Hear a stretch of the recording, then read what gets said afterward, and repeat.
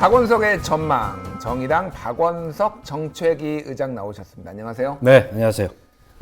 먼저 이 얘기부터 해야 될 것 같아요. 그 중대 발표가 원래 하시기로 했는데 중대 예상이었죠. 중대 전망이었죠. 중대 전망을 예상하기로 했는데 저는 사실 그때 그래서 여쭤봤었잖아요. 제가 그래서 들었어요.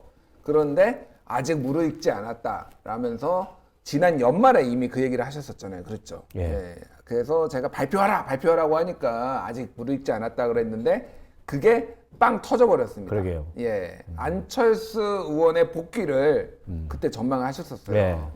아니 그 12월 말 무렵에 예. 믿을 만한 예. 이 정보통으로부터 그 얘기를 들었습니다. 구정전에 온다. 그리고 오면 총선 나설 거다. 예. 그래서 이 얘기를 내가 다른 어떤 방송에서도 제가 하지 않았고 김준일의 전망에서 해서 이번에 한 20만 조회수를 찍어야 되겠다 이렇게 예. 결심을 하고 했는데 딴 얘기하다가 타이밍을 계속 놓쳤어요. 참. 그러다가 다음 주에 나와서는 꼭 해야지 이랬는데 그 사이에 못 참고 귀국해버렸어. 귀국이 귀국은 아니라 아니고, 선언을 해버렸어. 예, 신년 메시지를 보내는 바람에 20만 돌파할 기회를 놓쳤습니다. 이게 이제 유명한 얘기가 있어요. 이거를 딱 말하는 이 상황을 얘기하는 아끼다 똥 된 거죠. 아끼면 똥 된다.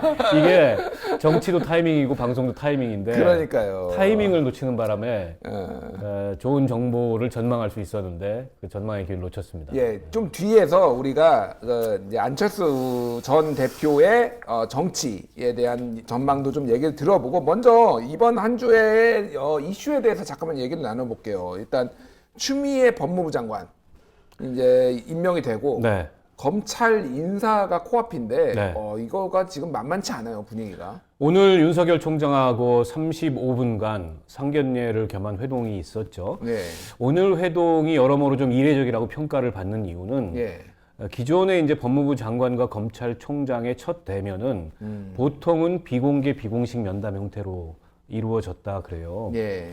그리고 검찰총장이 법무부 장관을 예방하는 것을 두고 법무부가 언론에 그 보도자료를 외청장이 방문한다 이런 식으로 다소는 좀 물론 이제 외청장이라는 게 대검 검찰청의 정확한 위상입니다. 그렇죠. 그렇기는 하나 정치적인 의미에서 봤을 때는 이제 다소 이제 깎아내리면서 그러게요. 분기를 잡으면서 이렇게 표현한 것도 좀 이례적이었고. 오늘 뭐 뒤에 그 후속 보도들을 보니까 인사 관련된 얘기는 안 했고 서로 덕담 주고받고 원칙적인 얘기, 원론적인 얘기 주고받았다고 하는데 일종의 이제 탐색전 정도였던 게 아닌가 싶고요. 근데 이제 인사가 임박했기 때문에 우리 검찰청법에 따르면은 검찰총장의 의견을 필요적으로 청취하도록 돼 있어요. 예.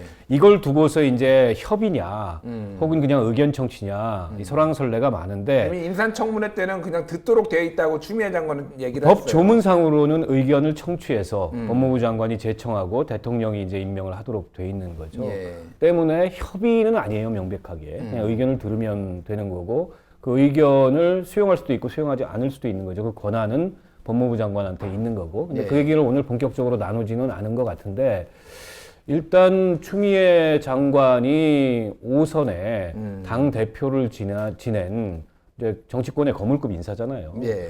그러니까 윤석열 총장으로서도 호락호락하지가 않아요. 상대가 조국 전 장관 시절하고는 많이 다르고 게다가 이제 추미애 장관은 판사 출신이고 예. 고시 기수도 뭐 9기나 높고 그렇죠. 나이도 예. 많아요. 윤석열 예, 예. 총장보다. 이래저래 이제 아주 강적을 만난 셈인데 추 장관의 인사폭이 어디까지일까? 일각에서 예상하는 대로 지금 뭐 조국 수사팀, 울산 사건 함영 수사팀 이거 다 해산시키는 방향으로 즉 윤석열 총장의 수족을 잘라내고 그 사단을 해체시키는 방식으로까지 과감하게 나갈지 예. 아니면 조금 이제 단계를 밟아갈지 분명한 거는 지금 고검장급 자리 8개가 비었어요. 예. 원래 6개였는데 뭐 어제 오늘 사이에 2사람 두 사람이 사퇴해가지고 사퇴를 했죠. 예. 그 자리를 채우게 될 텐데 채우면은 이제 일부는 승진하고 일부는 수평 이동하고 그러면서 전체적으로 이게 인사 이동이 있을 가능성이 있어서 관건은 그거죠. 윤석열 핵심 사단이라고 얘기할 수 있는 지금 서울중앙지검장, 대검 반부패 수사부장, 예. 대검 공공수사부장, 그리고 거기에 더한다면 동부지검, 예. 지금 이 울산 함영 사건 수사팀, 그렇죠. 여기에 손을 대느냐 안 대느냐. 근데 이제 일각에서는 그거 손 안 대려면 인사를 뭐로 하냐 이런 관측도 있고 처음부터 그렇게 무리하겠냐. 좀 엑셀을 밟더라도 단계적으로 밟지 않겠냐. 이런 예측이 있는데 좀 두고 봐야 될 것 같습니다. 그 비검사 출신을 뭐 안 친다, 뭐 요직에 뭐 이런 얘기까지 막 나오고 있는데 어떻게 보세요, 그거는? 그래서 황희석 인권국장이 뭐 검찰국장으로 영전할 거다 이런 관측이 있었는데 법무부의 문민화 예. 라는 게 지금 이제 이 정부 법무검찰 개혁의 하나의 기조잖아요. 예, 예. 그런 면에서 봤을 때 가능성 있는 시나리오죠. 특히 이제 이 법무부의 그러니까 검찰의 4대 요직 중에 하나가 이 법무부 검찰국장이에요.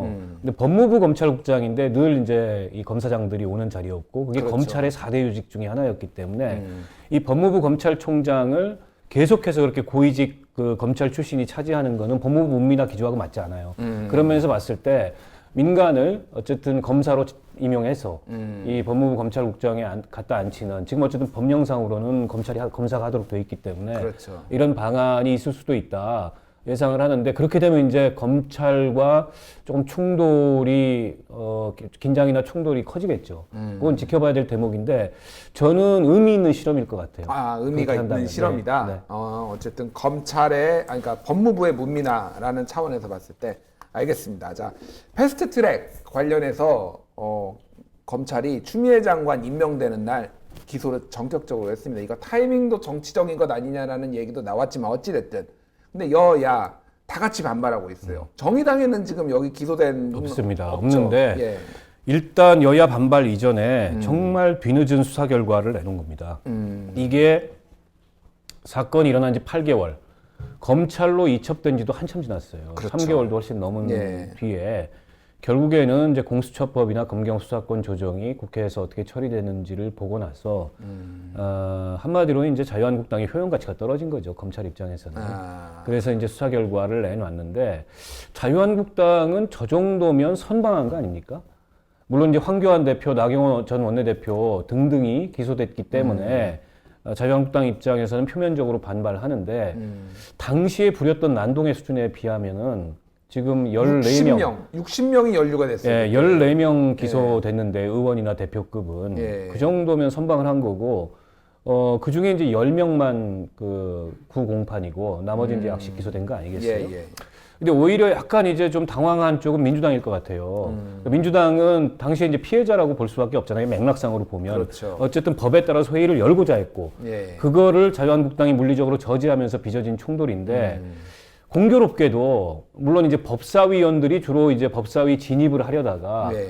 그 충돌 과정에서 뭔가 서로 몸싸움이 일어났기 때문이기도 하지만 검찰 개혁과 직결된 그런 상임위 활동했던 의원들을 국회법 위반은 아니지만 국회 선진화법 위반은 아니지만 뭐 공동 폭행 혐의 이런 것들로 기소를 했어요. 그러니까 민주당 입장에서 당연히 반발이 나올 수밖에 없고 이거는 사건의 전후 맥락이나 이 사건이 갖고 있는 본질은 보지 않은 채 네. 행위 양태만 가려가지고 일종의 기계적 형평성의 잣대를 적용한 거 아니냐 이런 반발을 할 수밖에 없는. 그래서 저는 오히려 자유한국당 의원들 중에 좀 이상한 기준이 있어요.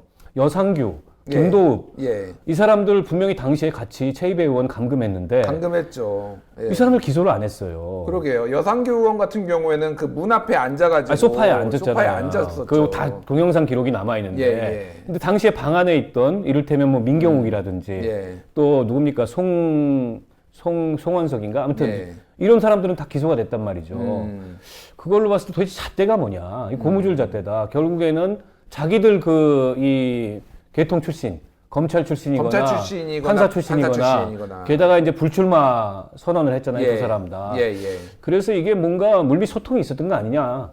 불출마 할 테니까 기소까지는 하지 말아달라. 이런 게 아주 강하게 의심될 정도로 기준이 없는 그런 수사 결과를 내놨다. 그런 딜의 면에서 가능성을 보시는군요. 그런 지금. 면에서 검찰이 늑장 수사도 했고, 그리고 일종의 봐주기 수사도 했고, 그리고 지나치게 기계적 형평성을 적용했고, 좀 납득할 수 없는 기준을 적용했다. 이렇게 평가합니다. 그렇군요. 알겠습니다. 이건 좀 지켜보고요. 자, 다시 아까 전에 잠깐 얘기가 나왔던 안철수 전 의원이 복귀를 했습니다.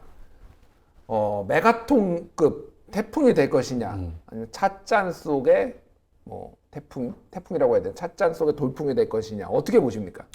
일단 와봐야 알겠죠. 근데 이분이 그 계속 기회를 탐색했던 것 같아요. 네. 근데 왜 이 시점에 선언하고 선택을 했느냐. 지금 황교안 힘이 빠지거든요. 황교안이 힘이 네, 빠진다. 그리고 자유한국당의 리더십이 많이 흔들리고 예. 그쪽의 공백이 커 보이고 지금 이대로 총선에 가면은 보수가 이길 가능성은 없어요. 그런 면에서 봤을 때 결국에는 이제 나를 부르게 돼 있다라는 어떤 타이밍을 봤던 것 같고 전격적으로 새해 들어서자마자 입장을 내 가지고 복귀 선언을 했는데 저는 기본적으로 좀 실망스러운 게 조선일보하고 인터뷰를 했던가요? 거기에 보면 조선일보 인터뷰에서 내가 대통령이 되려는 것도 아니고 국회의원이 되려는 것도 아니다. 그럼 뭐 하러 옵니까? 그러게요. 그래서 저는 이분이 무슨 말을 하는지 모르겠어요. 그래서 안철수의 새 정치라는 게 과거에도 그랬지만 지금도 이 안철수 정치는 기본적으로 반정치다 저는 그렇게 생각해요. 아니 이분이 그 낡은 정치 얘기하고 기득권 정치 얘기하고 이념 세력 뭐 싸우기만 하는 정치 얘기하면서 온통 지금 대한민국 정치를 싸잡아 비판하고 그걸 한쪽으로 몰고 그 반대편에 자기가 있다고 얘기하면서 대통령이 되려고 하는 것도 아니고 국회의원이 되려고 하는 것도 아니다. 그러면 총선에서 나지도 말고 당도 만들지 말아야죠. 그러게요. 그래서 저는 여전히 이분이 변하지 않은 게 그런 어떤 반정치 정서 혹은 정치에 대한 혐오 정서에 기반해서 뭔가 이른바 이제 뭐 중도 내지는 무당층 이걸 규합하려는 그 시도의 본질은 반정치다. 그래서 저는 안철수 의원이 달라진 게 전혀 없다. 그러면서 대단히 실망스러웠습니다. 그러면은 지금 본인은 정치를 뭘 바꿔야 될지를 국민들한테 뜻을 묻겠다라고 했지만은 바뀐 게 없다라면은 돌풍을 일으킬 가능성도 적다라고 보시는 건가요? 그러면 지난 총선 같지 않겠죠. 2016년 네, 지난 총선에서는 그 민주당 내의 균열을 흔들어서 호남을 기반으로 뭐 38석 대단한 성과를 냈고 그때만 해도 안철수에 대한 미래 이미지나 정치적 기대감들이 있었어요. 근데 예. 이제 그 미천을 다 털어먹었잖아요. 예, 예. 이분이 재밌는 게 몸을 담거나 만든 당마다 다 철수를 했어요. 근데 정치에서는 안철수를 해요.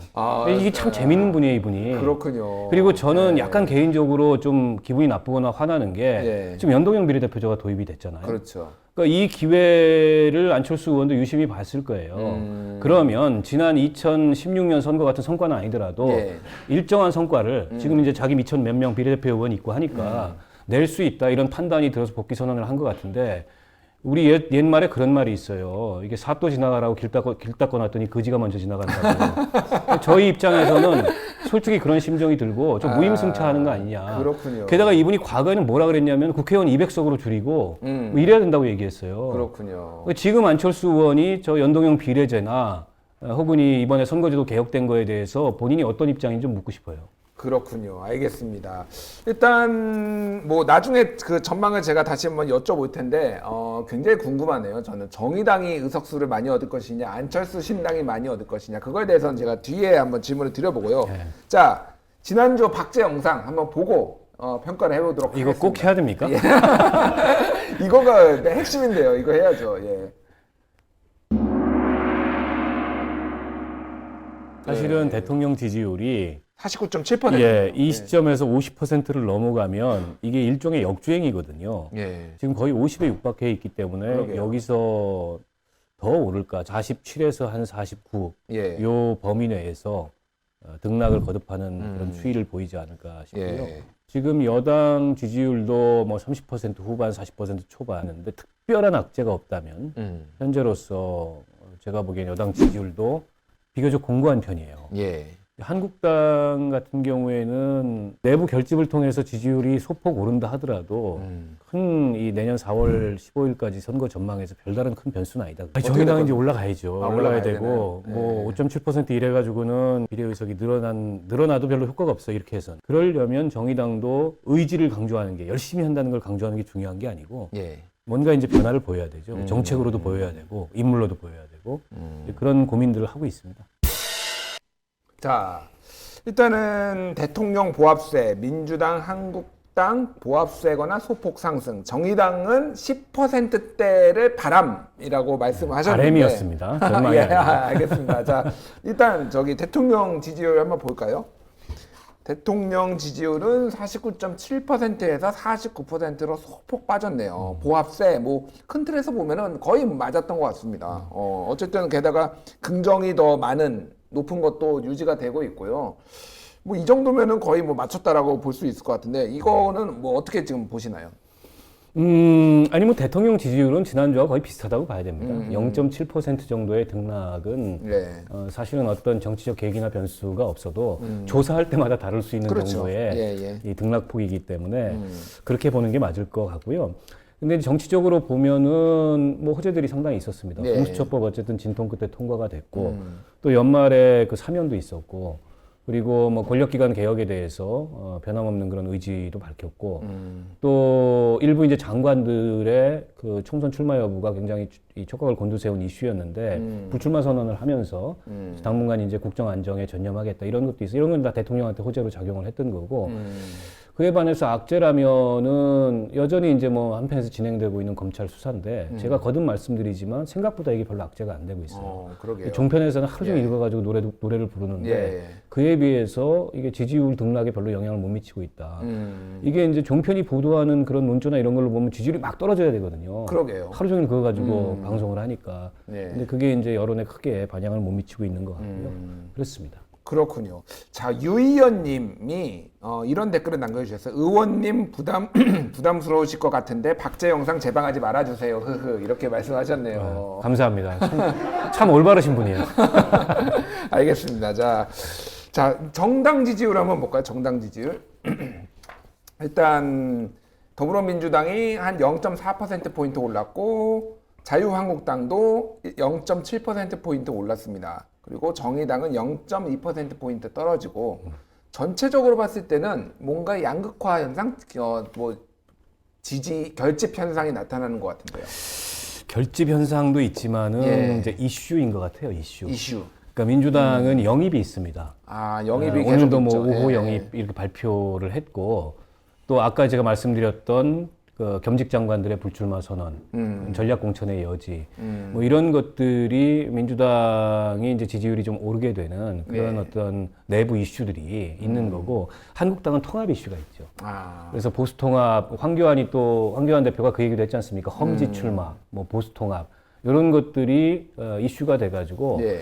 그 두 당이 지지율이 오른 걸 보면은 각각의 핵심 지지층에서는 오히려 빠졌고. 중도층에서 올랐어요. 이 중도층이 반응하는 건 이슈에 반응하는 거거든요. 그런 면에서 봤을 때 정의당이 지지율이 떨어지는 건 이슈를 못 만들고 있어서 저는 그렇다고 봐요. 그렇군요. 그러니까 정의당이 조국 국면에서 한참 이렇게 그 지지율이 많이 빠졌다가 예. 저희가 비교적 영입을 일찍 했잖아요. 예. 뭐 이자스민 뭐 등등 해서 그때 조국 이전 단계로 지지율이 회복됐었는데 조금 올랐었어요. 그게 이슈의 힘이었거든요. 아. 근데 지금 이제 그때 영입을 너무 빨리 해서 그런지 최근에 이슈를 못 만들고 있어서 그렇군요. 저희도 좀 여러 가지로 고민 중에 있습니다. 그러게요. 뭔가 이벤트를 좀 하셔야 될 것 같네요. 네. 보니까 정의당 입장에서는. 알겠습니다. 일단 그 다음 그 조사가 있는데 패스트트랙 충돌 검찰 기소에 대해서 이게 잘된 것이냐 잘못된 것이냐 조사를 했는데 야, 저는 이런 여론조사 간만에 봅니다. 네. 45.1 대 45.2 거의 뭐 팽팽하다라고 했습니다. 근데 그거 저건 어떻게 잘 봐야 해석을 해야 될 게 예. 부정이 좀 더 높은데요. 예. 저 부정에는 검찰의 수사 결과가 약하다라는 어떤 부정적 입장이 포함되어 있는 거예요. 다시 말해서 예. 이 정의당이나 민주당이나 이쪽 지지층들이 보기에 네. 이 검찰이 일종의 봐주기 수사한 거 아니냐 자유한국당에 대해서 아. 게다가 늑장 수사해가지고 이제 결과를 내놓으면서 예. 일종의 양비론적으로 기계적 형평성을 적용한 거 아니냐 이런 부정적 판단이 저기에 개입돼 있어서 그러니까 두 가지가 다 있군요. 검찰 지금 너무하는 거 아니야? 이 그렇죠. 타이밍에서. 그렇죠. 그런 것도 이거는 있고. 뭐 검찰의 야당 탄압이다. 예. 이런 부정 여론과 예. 검찰이 이거는 뭐 수사 같지도 않은 수사 결과를 내놨다. 자유한국당이 했던 행위에 비해서는. 예. 그래서 부정 답변이 굉장히 높은 건데 연령층으로 보면 3, 4, 50대에서 부정 답변이 굉장히 높아요. 예. 근데 아시겠지만 3, 4, 50대에 비해서는 자유한국당 지지율이 현격히 낮고 이 민주당 지지율이나 대통령 지지율이 현격히 높은데 거기서 부정 답변이 많이 나왔다는 것은 검찰 수사에 대한 비판적인 의미의 부정인 거죠. 그렇군요. 그러니까 고의로 형평성을 맞춰서 민주당 의원도 저렇게 기소를 한 것에 대한 부정 여론 뭐 이런 것들이 이제 골고루 다양한 측면의 그렇게 여론이 보입니다. 이제 네. 반영이 됐군요. 자, 비핵화 남북관계 진전 정부 대북 정책 방향 이것도 생각보다 팽팽합니다. 강경책, 현행 기조 유지, 유화책이 강경책이 좀 늘긴 했습니다만 이건 어떻게 보시나요, 이거는? 그러니까 북한이라는 게 우리 선거의 아주 고전적인 쟁점이고 이슈였고 또 변수였습니다. 예. 근데 갈수록 그 변수로 미치는 힘이 조금 약해지는 것 같아요. 게다가 요즘에 이제 젊은 20대, 30, 특히 이제 20대들 같은 예, 경우에는 북한 혐오도 굉장히 광범위하게 퍼져 있고, 그렇죠. 그거는 이제 북한이라는 체제가 갖는 그런 어떤 폐쇄성이나 혹은 경직성이나 뭐 독재, 뭐 인권 탄압 이런 이미지에 대해서 거부하는 것도 있고, 예. 그럼에도 불구하고 핵을 가지고서 이렇게 뭐 우리 정부도 흔들고 미국 정부도 흔들려고 하고 이런 거에 대해서 과거에 이제 40, 50대들 같은 경우에 특히 이제 80년대를 경험하고 이랬던 세대들 같은 경우에는 어쨌든 뭐 통일이라는 혹은 남북의 평화라는 이런 거에 대한 선호가 강한 반면에 젊은 층 같은 경우에는 아니 국제관계에서 이걸 거의 국제관계로 보는 거예요. 일종의 이제 민족 내부의 이런 그런 이슈가 아니고 그렇죠. 그런 특수관계가 민족적 특수관계가 아니고 예. 힘의 논리가 작용하는데 저 힘도 없으면서 핵무기 하나 쥐고 저런 식의 행태를 부리는 거에 대해서 거부감들이 굉장히 크거든요. 그렇군요. 때문에 사실은 강경책을 써야 된다. 이런 여론이 물론 이제 보수층에서 그리고 상대적으로 고연령층에서 많지만은 의외로 젊은 층에서도 저런 답변들이 꽤 나오는 거로 보입니다. 예전에 통일연구원이었나 제가 정확하진 않은데 20대에서는 6명 중에 1명만 통일을 찬성한다 뭐 이런 조사를 제가 본 것 같아요. 게다가 요즘에 20대들이 실리적이기 때문에 예. 북한과 지금 남한과 경제력 격차가 현저한데 예. 지금 통일을 하게 되면 그 통일 비용이 어마어마할 거 아닙니까? 어마어마하고 이거는- 본인들한테 돌아올 어떤 기회나 비용 그렇죠. 이거는 일종의 줄어든다. 우리에게는 기회비용인데 예. 왜 그런 기회비용을 치르면서까지 굳이 통일을 해야 되느냐. 그러니까 완전히 이제 과거 세대와는 북에 대해서 다른 관점으로 보고 다른 관점으로 사고하는 거죠. 그렇군요. 알겠습니다. 마지막으로 공수처법 통과에 대한 여론을 한번 볼까요? 이거는 확실히 이건 드디어 차이가 나네요. 긍정평가가 좀 10%포인트 이상 높습니다. 14%. 네. 이미 뭐 이제 끝난 거고 네. 공수처가 만들어진 거고 이거는 사실은 훨씬 더 높았어요. 저는 그동안에 자유한국당이 워낙 이제 공수처에 대해서 예.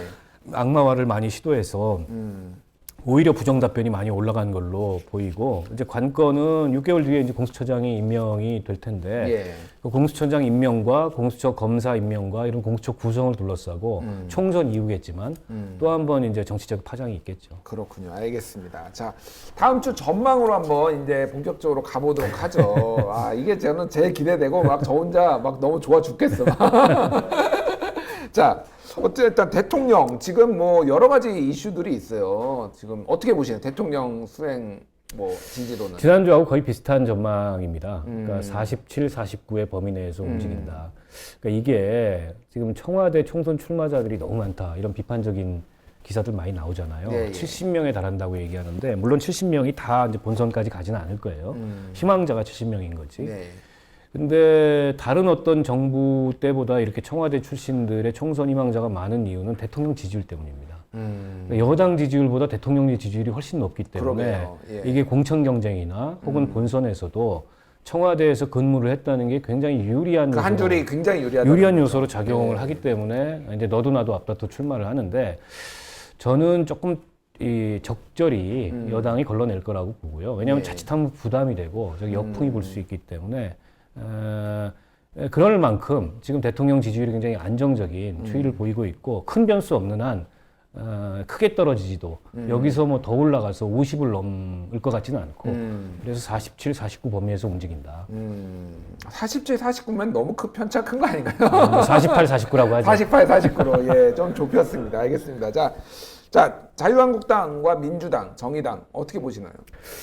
두 당이 당분간 이제 이슈들이 있기 때문에 그 떨어지지는 않을 것 같아요. 상승세를 보이든가 보합세를 보이든가 하고 근데 정의당이 고민인데요. 정의당이 지금 이슈를 주도적으로 못 만들고 있고 근데 이거는 이제 정의당의 역량의 한계도 있지만 예. 큰 당들이 만들어내는 그 이슈에 어떻게 보면 가려지거나 눌려가지고 그렇죠. 다 그래요. 지금 정의당뿐만 아니라 나머지 다 뭐 나머지 바른미래당, 뭐 민주평화당 작은 다 정당들이. 어렵죠. 예.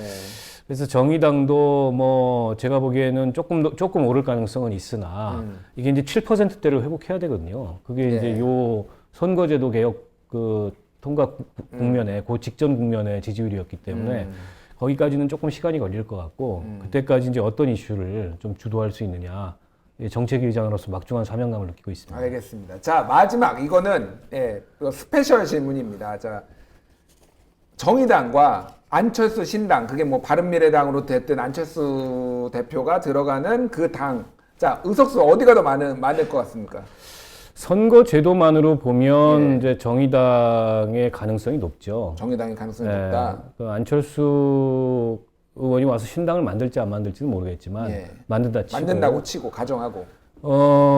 그러면 이제 그 여당 지지자들의 그러니까 야당 지지자들의 그 교차 투표가 있어야 되는데 과연 그 교차 투표가 그를 향하겠는가? 비례한국당도 있고 우리 공화당도 있고 그런 면에서 온전히 자기가 얻을 수 있는 지지율은 좀 한계가 있을 거고 그에 반해서 이제 정의당 같은 경우에는 민주당 지지자들 중에 정당 투표는 정의당에게 이 흐름이 꽤 있거든요. 왜냐하면 민주당 찍어도 사표가 될 가능성이 지금으로서는 상당히 농후하기 때문에 그렇게 봤을 때 지금 선거제도가 바뀐 지형에서 이제 정의당의 유리함이 있는데 문제는 이제 안철수가 몰고 올 이슈입니다. 그러니까 국민의당도 그때 이제 일종의 바람과 이슈를 몰고 와서 순식간에 총선 바람이 불었는데 그 파괴력이 어느 정도 되겠느냐. 지난번만은 못할 거라고 저는 분명히 예상합니다만 그래도 어느 정도는 있다. 왜냐하면 지금 예를 들어서 양당이 싸우는 거 싫다. 그리고 뭐 이렇게 진영 논리 싫다. 이 틈바구니를 벌리면서 일단 자리 잡기를 할 가능성이 높고 저는 총선 전에 이른바 이제 보수 빅텐트, 중도 보수 빅텐트에 나설 가능성도 여의치 않으면 지난번 국민의당 같은 그런 이제 기회를 만들어내는 게 여의치 않으면 그 가능성도 배제하기 어렵다고 봐요. 그러니까 어느 당이 더 정의당과 정의당이 이깁니다. 정의당이 이깁니까? 정의가 이기는 겁니까? 사파는 정파한테 정파는 사파한테 지지 않습니다. 알겠습니다. 정의당이 이기는 걸로 예측을 하셨습니다. 이거는 진짜 오래 묵혀놨다가 4월 이후에 저희가 한번 딱 공개를 해가지고 어떻게 되는지 보도록 하겠습니다. 지금까지 박원석의 전망, 정의당 박원석 정책위 의장이었습니다. 감사합니다. 맞습니다.